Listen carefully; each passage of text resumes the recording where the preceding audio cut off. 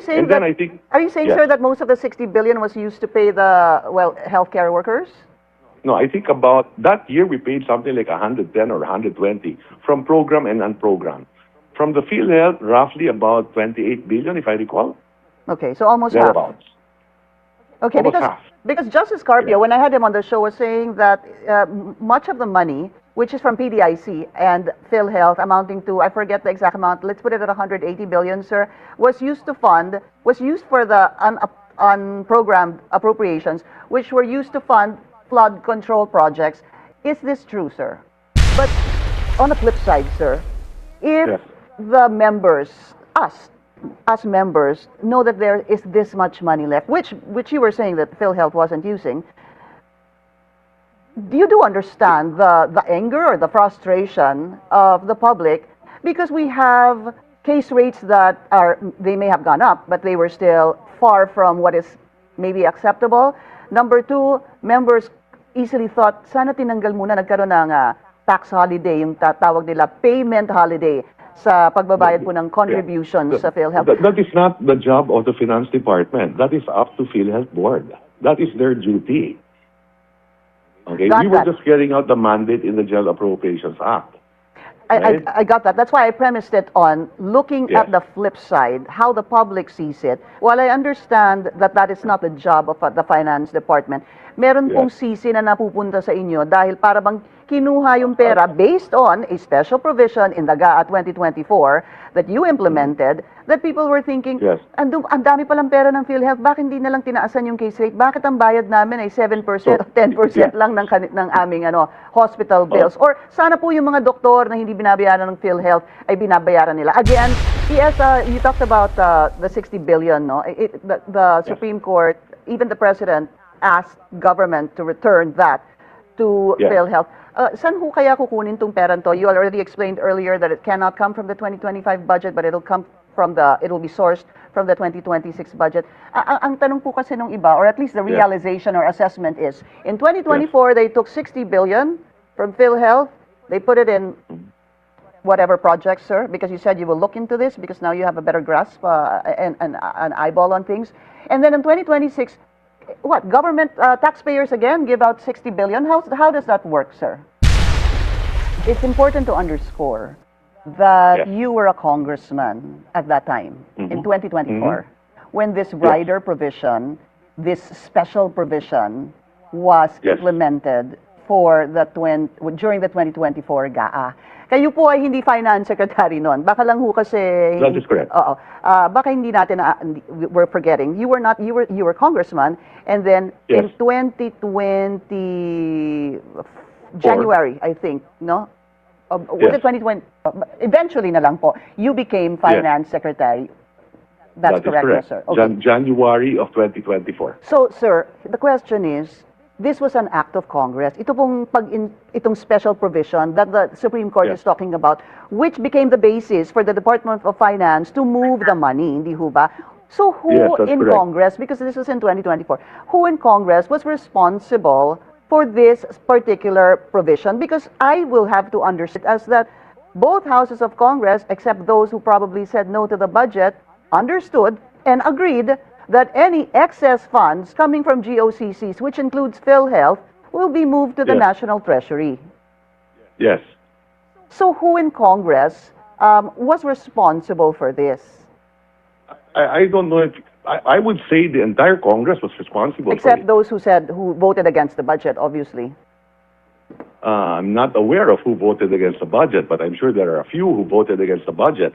But, frankly speaking, even I was not aware that there was such a provision in the GAA 24. Right. I recall that there was a debate on House Bill number 9513. And I submitted all those records in the Supreme Court during the deliberations of this case at that point in time, yes. Yeah. So, ES, nung nakita, you weren't aware nung kay Congressman na may special provision sa GAA 2024. And then you were appointed as Finance Secretary. So when you saw this provision, you said, this is a provision that will allow GOCC's excess funds to be moved to the National Treasury. Hence, dumating po yung Memorandum Circular or Circular number 003 2024 that you spearheaded. Kaya po kayong lumalabas na Okay.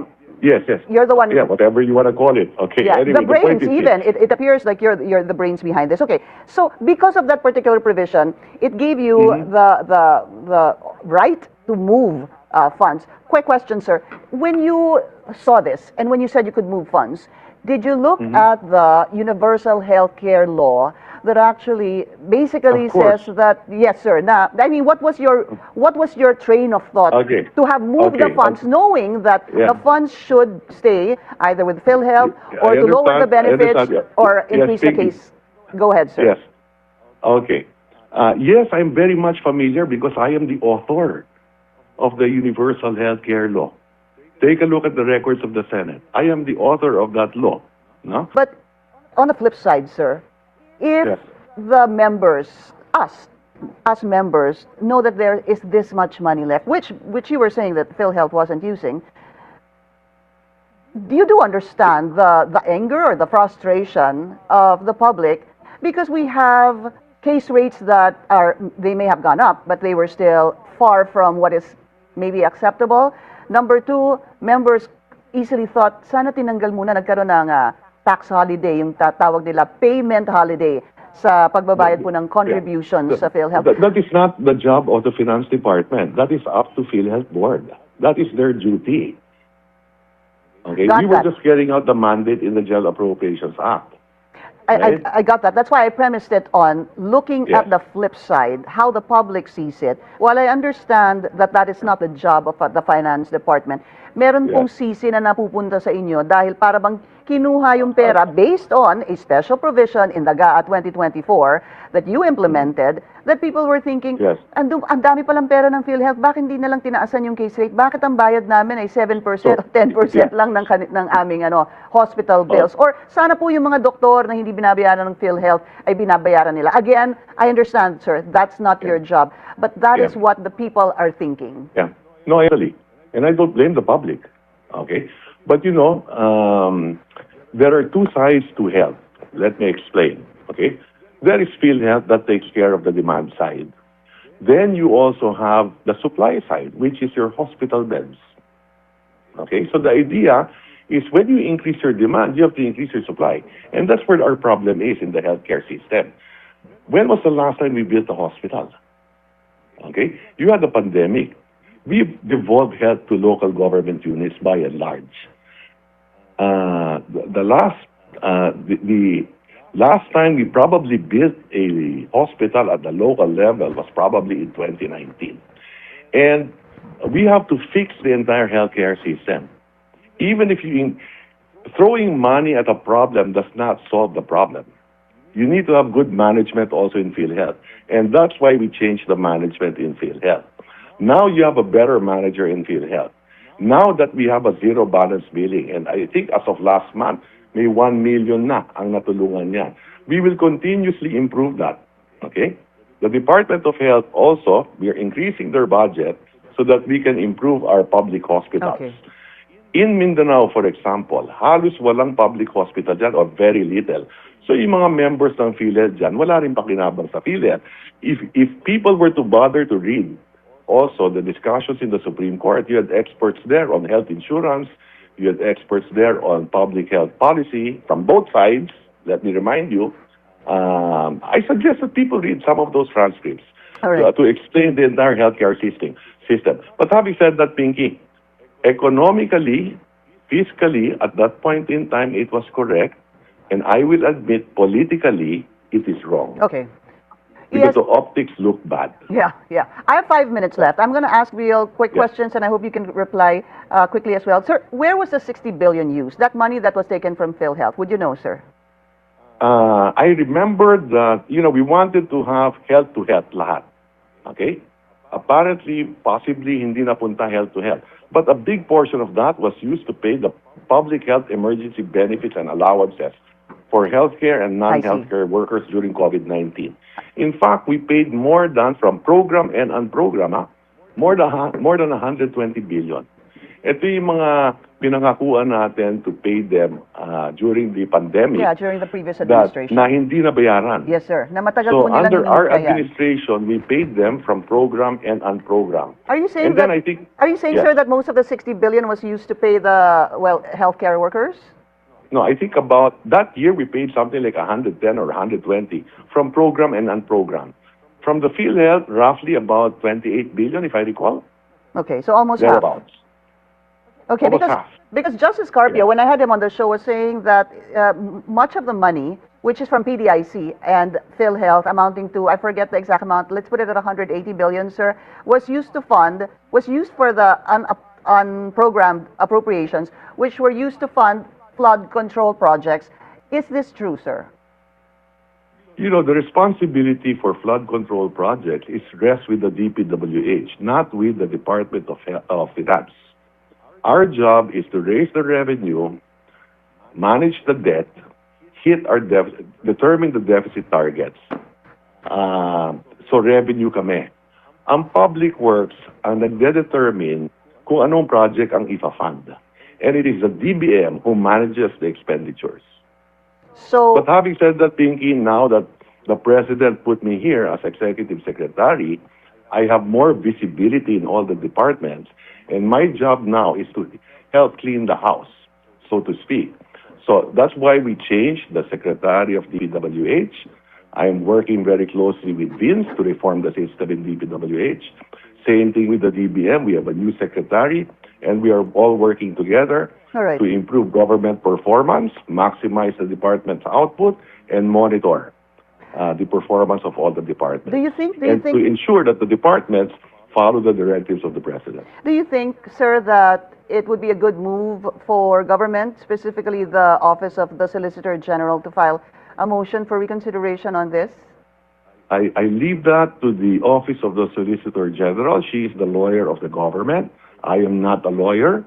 So I leave that to her. If there is a need for number one, we are not, for sure, we will not file a motion for reconsideration with regard to the 60 billion. Because it is to our interest to give that 60 billion to PhilHealth, because we know that PhilHealth now can spend that money better with a zero balance billing. But So at we least will that not point, file a motion for reconsideration on that point, because there are other points Especially here. what? The special provision under the GAA, or maybe even the department circular coming from the finance department. I leave that to the Office of the Solicitor General. Okay. She is our lawyer and she will make that determination. Opo. Yes, you talked about the 60 billion, no? The Supreme Court, even the President, asked government to return that to Yes. PhilHealth.